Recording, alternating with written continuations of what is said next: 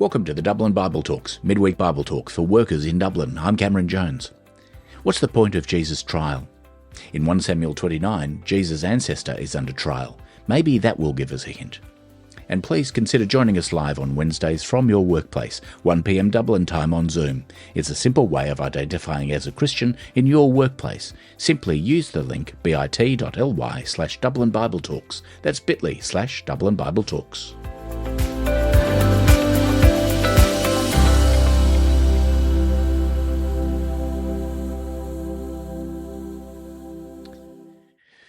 I wonder what you think the point of Jesus' trial under Pilate is. Have you ever noticed that every one of the accounts that we have, Matthew, Mark, Luke and John, they include the details of that trial in some detail. But why? That event, the trial, was believed to be so central that the Apostles' Creed, which mentions only the essentials of Christians' faith, highlights that event. He suffered under Pontius Pilate. From other sources, we know something of Pilate. He was notorious for his cruelty and his corruption. And yet when Jesus was brought in front of Pilate, accused of sedition for claiming to be a king, Pilate declared him to be innocent. Luke records 3 times that Pilate declared Jesus to be innocent. In chapter 23 of Luke, he first says, "I find no guilt in this man." And then again, he says, "I did not find this man guilty of any of your charges against him. Look, nothing deserving of death has been done by him." And finally, he says, "I have found nothing in him, no guilt deserving death." And Pilate's right. There was no guilt in Jesus. Oh, Pilate isn't a fair judge. He isn't a man who upholds justice all the time, but in this case, he spoke even better than he knew. I mean, he didn't even grasp who Jesus was. Actually, if he did grasp who Jesus was, Pilate's verdict would have been very different indeed.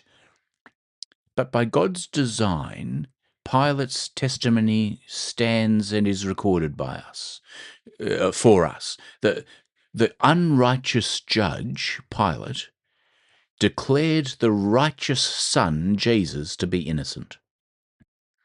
On the eve of the cross, a pagan ruler publicly affirmed nothing deserving of death has been done by him. As we come back to 1 Samuel 29, again we find that event in the life of Jesus is foreshadowed in the life of David.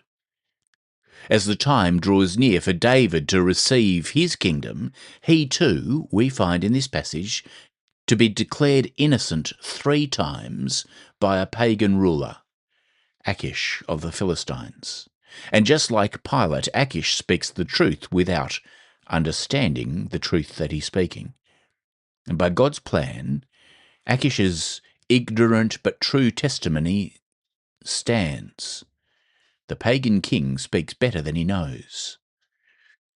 To feel the weight of this moment, we need to recall where the story has brought us so far in 1 Samuel. And let's look back to chapter 27, where David, running away from Saul, found himself in a situation where he felt he had to go over to Achish, one of the kings of the Philistines. And he gains Achish's trust through deceiving him. Yet despite his somewhat troubling conduct, the narrator makes clear to us that David, in all of his time in the Philistine area, never turned against his own people and never turned against the king of God's people. Achish believed that David was raiding Israel. Achish believed he was raiding his own people. The reason he believed that was because David told him that that's what he was doing. But the reality is that David never attacked Israel. David only attacked Israel's enemies. The man proved who had proved himself to be righteous and faithful, David in chapter 26, verse 23, when he spared Saul's life, is continuing in that vein, even though it's a little bit troubling that he's doing it by deceitfulness. But all the way through, never at any stage does David harm God's people. David only harms the foes of God's people. David's managed this double life up to chapter 28, but the Philistines as a whole are now preparing for war against Israel. Achish, completely deceived into thinking David has already been attacking Israel, goes one step further and makes David his personal bodyguard in chapter 28, verse 2. And now there seems to be no way out. I mean, David's certainly going to have to fight against his own people in this situation, isn't he? I mean, will he be forced to abandon his righteousness towards his own people, his righteousness toward the king of his own people? Meanwhile, chapter 28, that shifted the focus to Saul. Do you remember what we looked at last week? He was camped opposite the Philistines in the Jezreel Valley, and Saul, terrified and abandoned by God, goes and turns to a medium at this place called Endor. And Samuel turns up with a dreadful message. Saul and his sons would die the very next day. Israel is going to be defeated. And so now we come back to chapter 29, and the tension is facing on David. The center of the tension's on David. If Saul's about to die in battle, if Israel's going to lose in battle, is David actually going to be involved in that destruction of God's people? As God's chosen successor to the throne of Israel, will David be able to maintain his righteousness and faithfulness? Well, 1 Samuel chapter 29 jumps back a few days. It's just before Saul's night at Endor. And we read, verse 1, "Now the Philistines had gathered all their forces at Aphek, and the Israelites were camped by the spring that is in Jezreel." All their forces. Do you notice that phrase? This is not just a border skirmish. This is not just Achish having an attack. No, this is all out assault. This place, Aphek, is about 30 miles north of Gath, and it's not a place that has happy memories in Israel's recent history. Back in chapter 4, the Philistines had camped there before defeating Israel in the most convincing fashion. And not just once, they do it twice in quick succession. It was that disaster, in fact, that had led to Israel's leaders asking for a king who would lead them like the other nations. In chapter 9, verse 16, we find the purpose of Saul's existence as king was to save my people from the hand of the Philistines. And now, at the end of Saul's reign, we find the story has come full circle. The purpose of Saul's reign was to defeat the Philistines, to recover from that defeat at Aphek. And now here at Aphek, we have the clearest confirmation that Saul's reign has been an utter failure. The man Israel asked for to go out before us and fight our battles has failed. And maybe we're starting to think that awful cycle that characterized the previous book of Judges has not at all been addressed by King Saul. But as we're thinking that, we're also thinking, but where's David? The man we know is God's chosen replacement. Well, in the previous chapter, it's clear that David and his men are with the Philistine troops at Aphek with King Achish of Gath, with all of the massed forces of the Philistines. And their plan is to march this combined Philistine army another 40 miles north to the northern edge of the Jezreel Valley. Israel's forces are already camped there by the spring that is in Jezreel, we're told, at the foot of Mount Gilboa on the southern side. And whether from intelligence reports or the experience of Philistine strategy in the past, Saul is anticipating this attack from the Philistines. He's there waiting. But as the Philistines' troops begin to move, they ask a serious question. Verse 2, as the lords of the Philistines were passing on by their hundreds and thousands, and David and his men were passing on in the rear with Achish, the commanders of the Philistines said, "What are these Hebrews doing here?" Now, that phrase, the lords of the Philistines, they're the different rulers of the 5 principal cities of Philistia. So that's Gaza and the king of Ashdod, the king of Ashkelon, the king of Ekron, and the king of Gath. And they were marching to the front, and as they were marching, the commanders, the generals underneath them, notice an unexpected troop. They're going to fight the Hebrews, but their blunt question therefore makes sense. What are these Hebrews doing here among us when we're going to fight the Hebrews? Well, Achish, in verse 3, the second half, quickly rises to David's defence. Is this not David, he says, the servant of Saul, the king of Israel, who has been with me now for days and years? And since he deserted to me, I have found no fault in him to this day.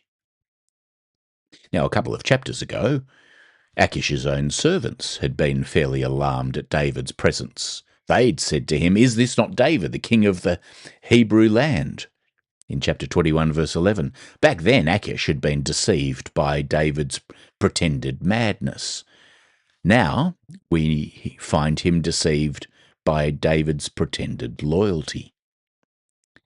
But Achish is speaking the truth better than he knows.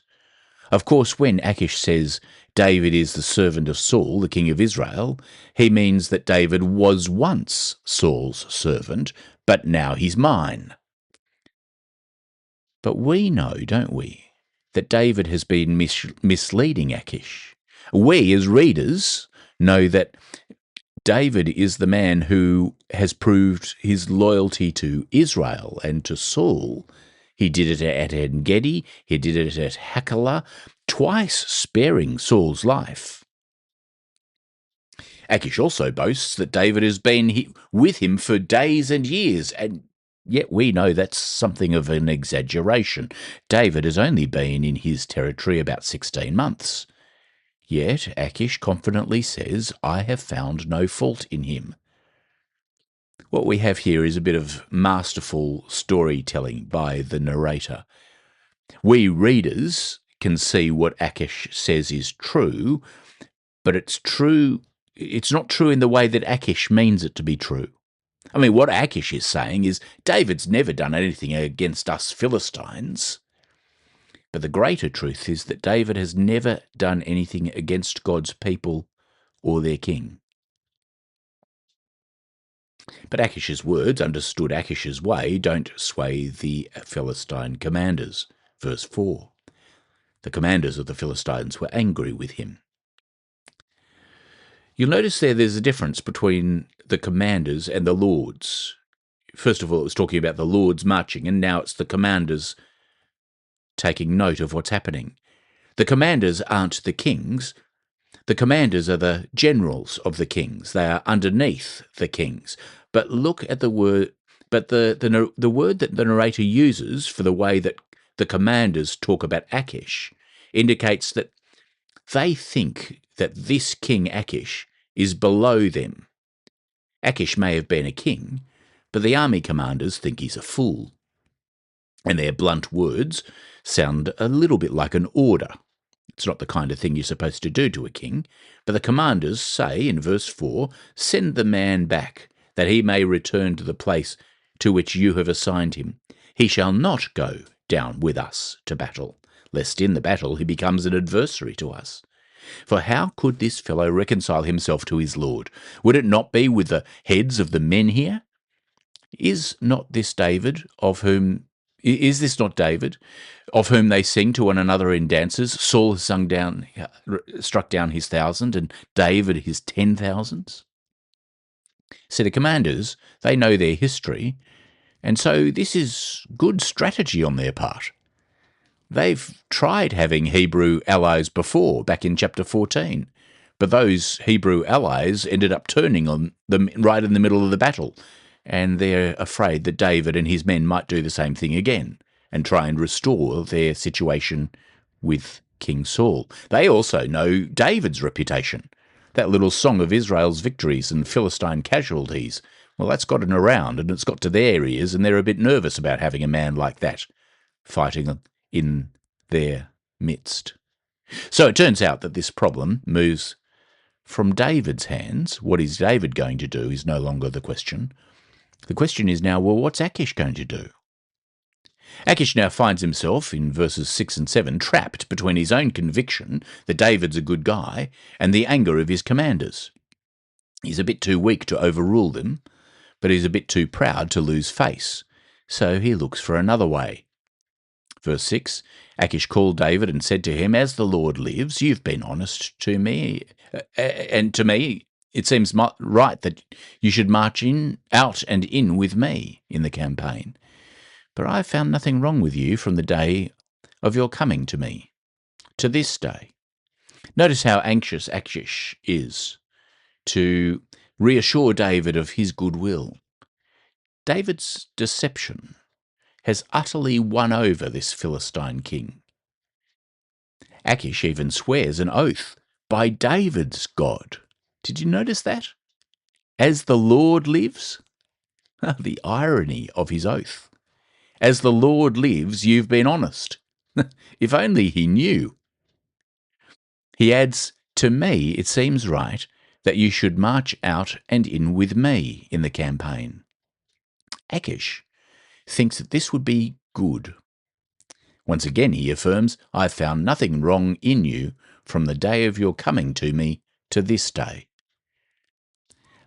This sounds a little bit like he's letting David down softly, managing David's disappointment. A little bit like a team leader breaking some disappointing news from management to a trusted employee. But again, we readers, we can see that Achish's words speak a deeper truth about David's actions. Again, the truth is actually the opposite of what Achish thinks he's saying. David has indeed done nothing wrong, but not according to Achish's scale of right and wrong, but according to the scale of loyalty to God's people and their king. David has indeed done no wrong. But Achish has to break what he thinks is bad news, and so he says, "Nevertheless, the lords do not approve of you." Notice here that Achish disguises his weakness. He attributes the issue to his peers, the other kings, the lords. He doesn't say it's the commanders, the ones who should have been beneath him, who have commanded him to do something like this. But Achish gives the order, politely but firmly in verse 7, "So go back now and go peaceably, that you may not displease the lords of the Philistines." Now, as we read all of this, we're getting it from God's eyes view. We can see what's really going on, and we can see all of the double meanings that are going on. And the remarkable thing is that has happened here is that David, by this, is freed from being in an impossible dilemma without his having to do anything to get out of it. David is preserved from fighting against his own people. He is preserved from fighting against God's chosen people and their king. As the chosen future king of God's people, by this, David's righteousness remains intact. At no stage does the narrator say explicitly, "The Lord arranged this," but we can see that that's what's happening, can't we? Even if David and Achish can't really see what's going on, we're getting told a story that God has under control. God turns the hearts of the kings and the commanders to accomplish his purpose. They think they're protecting themselves, but what's really happening is that God's plans for David are being preserved. He is preserving the righteousness of the one he has set his heart upon. Now, we might expect David to welcome that event. Without lifting a finger, he's been delivered from this impossible situation. But somewhat bizarrely, and slightly adding to the tension of this story, David complains. Verse 8, David said to Achish, "What have I done? What have you found in your servant from the day I entered your service until now, that I may not go and fight against the enemies of my lord the king?" Now, David's a little bit difficult to read here. His thinking, I think, goes beyond my ability to follow it. But it's worth noting that David has used the words, "What have I done?" Those exact words he's used before. He used them to his brother in the valley of Elah back in chapter 17, verse 29. He used those words, "What have I done?" when he was speaking to Jonathan in chapter 20. And he used it in chapter 26, verse 18, when he was speaking to Saul. Every time he's used that phrase, it has been a genuine plea of innocence. But what's he doing now? Asking that same question of Achish. Is David pretending offence to exploit Achish's embarrassment, pretending that this decision is an insult to his goodness? Or is he maintaining the pretense of loyalty to preserve his cover for some larger plan that he's got? Well, we don't know, and whatever his purpose, his claim to be Achish's servant is certainly a ruse. David maybe has his own plan. The problem is that we don't know what the plan is. Of course, it might be possible that even David didn't know what his plan was at this stage. Perhaps his words at the end of verse 8, "Fight against the enemies of my lord the king," maybe there he's using another intentional ambiguity. Achish would naturally assume that his words, "my lord the king," refers to him, and the enemies means the Israelites. But again, the narrator is expecting us to recognize the phrases in David's mouth. I mean, "my lord the king," that phrase is how David addressed Saul when he spared Saul's life twice. He doesn't use that phrase to describe his relationship with Achish, but his relationship with Saul. And David had consistently refused to call Saul his enemy, even when others have urged him to do it. David only ever refers to Saul as "my Lord" and "the Lord's anointed." So is it possible that when David speaks here of the enemies of my Lord the king, his words again carry to our ears another meaning, a double meaning, understood in one way by Achish to be a proclamation of David's loyalty to Achish, but actually David deliberately using ambiguity. What he really means is his loyalty remains with the Lord's people. If that's so, then David might have had the following audacious plan: to march with the Philistines into battle and then to turn against them at the critical moment, just what the commanders of the Philistines feared that he might do. It's the kind of thing that is very much in character for a man like David. But no matter what David's plans are, we already know that God has other plans for the battle, and they're not pleasant ones for Saul or for Israel. In the last chapter, dead Samuel's words to Saul through the medium at Endor have revealed to him and to us that the outcome of the battle that is about to happen has already been set by God himself. This is what's going to happen in the battle. The Lord will give Israel, also with you, Saul, into the hand of the Philistines.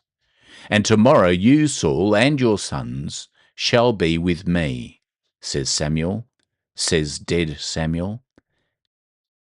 Tomorrow you'll be dead, says Samuel to Saul, and so will your sons. And the Lord will give the army of Israel also into the hands of the Philistines. How is David going to avoid that situation and being involved in it?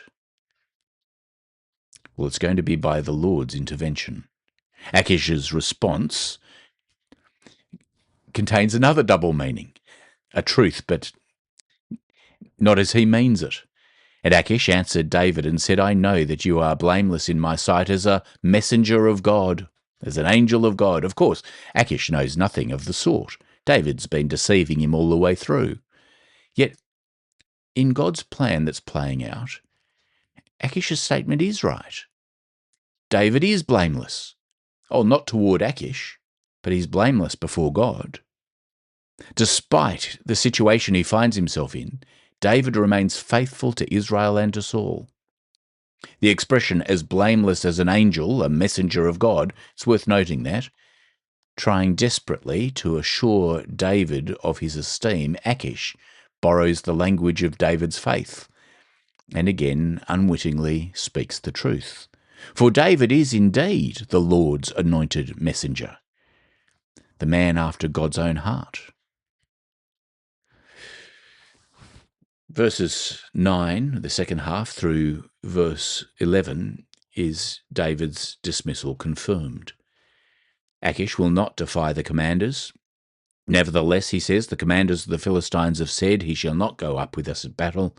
Now rise early in the morning with the servants of your Lord who came with you, and start early in the morning and depart as soon as you have light. Again, Achish is speaking a truth better than he knows. He refers to David's men as the servants of your Lord. Achish means your Lord to mean himself. But who is your Lord to David that he will be departing with? It is the Lord of Israel. The chapter concludes with a quiet resolution. Verse 11, David set out with his men early in the morning to return to the land of the Philistines, but the Philistines went up to Jezreel. Now the meaning there is fairly clear.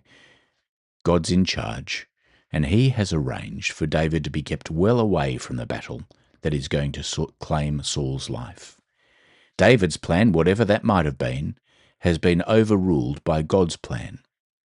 David is spared the guilt of Saul's death. David is spared the guilt of the defeat of God's people. The hidden hand of God has turned the decisions of kings and commanders to accomplish his purpose. Now, the working of God in this chapter is both clear and hidden. It's clear because every turn of events moves according to God's sovereign hand. It's hidden. His name is never mentioned by the narrator in this chapter, but that's often the way with God's way of doing things. Proverbs 21 verse 1 says, "The king's heart is a stream of water in the hand of the Lord. He turns it wherever he will." God's purpose advances quietly through the fears of through the fears of men and through the foolishness of kings. I mean, David himself doesn't even see it. David doesn't know that the Lord's plan for the coming battle is to keep him from participating in Saul's death, to keep him from any stain of guilt. And yet everything in this story works together to bring about that result that God intends. Through the course of this remarkable day, we have heard 3 times the testimony of King Achish concerning David's innocence. Verse 3, I have found no fault in him. Verse 6, you've been honest, I've found nothing wrong in you. Verse 9, you are as blameless in my sight as an angel of God. The experience of David in the chapters that we've been working through in the last weeks, chapters 27 to 29, provide a vantage point for thinking about some of the aspects of Jesus' life and experience. There are great similarities between Jesus and David. There are also important differences. Let's just have a look at 5. First, David went over to the Philistines, chapter 27, verse 2. And we find Jesus was delivered up to the Gentiles. David's exile followed his rejection by Saul. Jesus' suffering followed his rejection by the religious leaders of Israel. And yet the ambiguities that surround David's movement find no place in Jesus. I mean, David deceived Achish, but Jesus, completely blameless, in every way was betrayed. David sought to escape, but Jesus goes willingly. David was spared, Jesus was slain. Second, David was accused before Achish of potential sedition. The Philistine commanders understood the danger of David better than Achish did. In the same way, Jesus, he was accused of rebellion in front of Pilate. It was said, "We found this man misleading our nation and saying that he himself is Christ, a king." The accusers of Jesus and of David recognized another kingdom that was a threat to their own and acted to safeguard themselves. Third, David was vindicated 3 times by Achish, who spoke the truth better than he knew.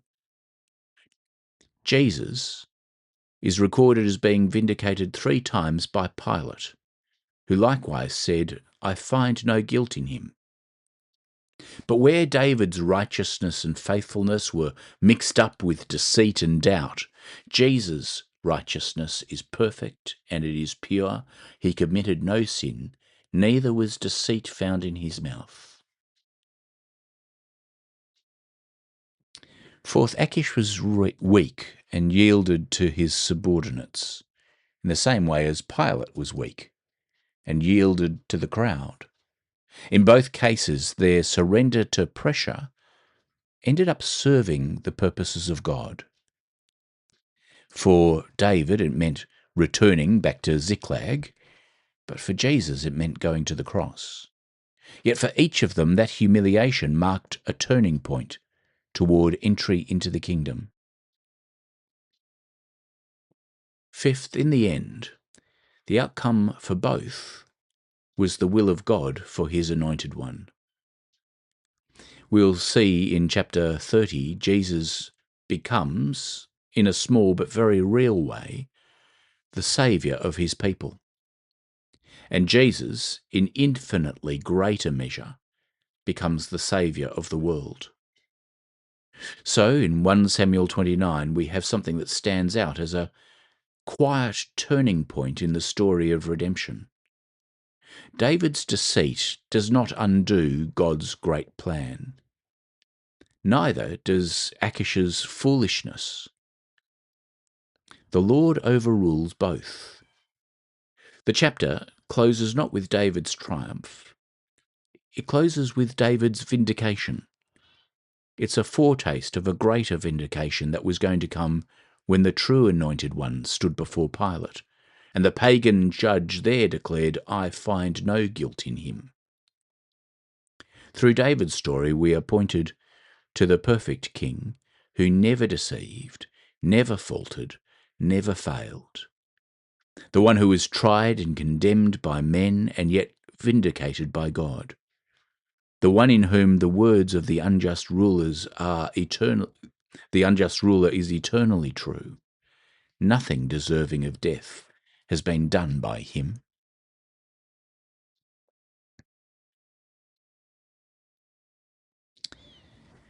Now, I just want to have one little reflection on that in terms of the different points of view that we might have. One of the one of the characteristics of Old Testament narrative is that we are listeners to the story and we have a better vision of what's happening than the characters that are in it. It's been the case all the way through this chapter. It's been what has allowed us to see that Achish's statements were true, but not in the way that he meant them. That in fact they were true in a way that were actually the opposite of what he thought he was saying. And we know that that's been happening. We have been given insight into what's going to happen in this story. Sometimes because the narrator has told us directly, and sometimes because the narrator assumes we already know in which direction the story's going. After all, the narrator is writing down this story sometime after the events happened. And he knows that his readers are looking back at these events just as he is. But above all, the narrator knows what he's doing is recording history. He's not creating history. He knows that he is recording what the Lord of history is causing to occur. And what the characters in this story think they are doing and they think they're achieving, no matter how powerful they seem to be in their own eyes, or no matter how powerful they are even in the eyes of others in the story, these stories are always set in the context of the Lord of history and his control over all things. And sometimes we find that this leads to events that are amusing for those of us who are familiar with God's purposes and plans. People find themselves saying something that they're quite sure means one thing, but we can see from our perspective, from the narrator's perspective, from God's perspective, what's happening is really quite different. The danger is, of course, that we start to think of ourselves arrogantly in our own capacity to understand what's going on in our world, in our time, and even in our own lives. As if we could see things from the narrator's perspective. As if we could, every day and in every moment, see things from God's perspective. As if we were ourselves God. But one of the things we learn from a chapter like this is that no matter how powerful we think we are, no matter how much we think we can describe reality perfectly and well, no matter how much we can try and implement our plans and influence what's going to happen, all things are actually being used by God to achieve his purposes, which are far greater than ours. Somehow the greatest plans of the rulers of the world with all of their power are used by the Almighty to lead toward the accomplishment of his plan that will ultimately be revealed when Jesus returns. And no matter how powerful or how actually powerless we are, it might be how little influence we have that frustrates us. Even the most secure situations we have sometimes fall into nothing. We think we're okay, but that promotion we thought was ours is given to someone else. That work role that we've been doing so well in and performing in and we're so secure in is suddenly made redundant. When all your plans, even the good ones, the ones that seem to be very much in line with everything you've been taught is good and right, you've got them all planned and they seem to be happening, and then they suddenly come to nothing, or they're all overturned by something that seems to undermine everything you've been working at. When we see a passage like this, we know we can say something like Romans 8:28. And we know that for those who love God, all things work together for good, for those who are according to his purpose. We can trust God to achieve his purposes, even if in the midst of it we are confused.